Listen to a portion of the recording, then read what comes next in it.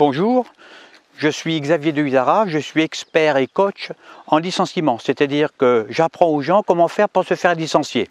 À condition bien sûr que votre boulot vous emmerde, que l'environnement dans lequel vous travaillez est infect, et puis que vos collègues sont stupides, bref, que votre travail est aliénant.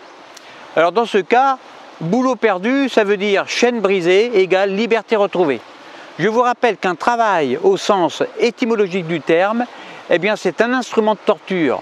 Et quand un emploi vous enthousiasme, eh bien vous êtes en vacances toute l'année, tout en étant payé. Alors une fois viré, vous pourrez enfin respirer et entrevoir d'autres horizons autrement plus passionnants qu'un environnement où l'on massacre la joie de vivre. Vous pourrez enfin vous construire, vous reconstruire, varier vos activités, vous recycler non pas en tant qu'esclave soumis, mais en tant qu'humain libre et pensant. Une fois licencié, vous pourrez peut-être vous lancer dans l'entrepreneuriat, c'est-à-dire dans le choix d'une activité qui vous plaît vraiment, et donc être maître de votre temps, de vos pensées, bref, de votre vie.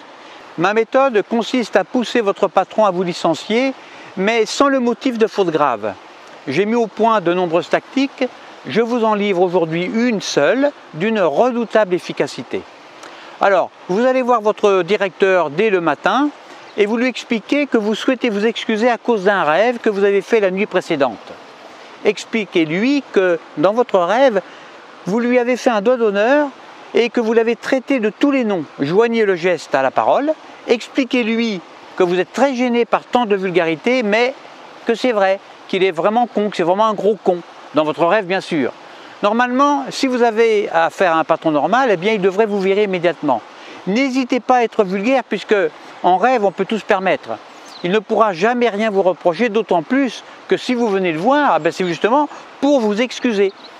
S'il ne vous dégage pas, eh bien vous revenez dans son bureau le lendemain matin pour vous excuser une nouvelle fois, mais cette fois-ci, dans votre rêve, vous lui expliquez que non seulement vous lui avez fait un doigt d'honneur, mais en plus vous lui avez glissé vos doigts dans son cul.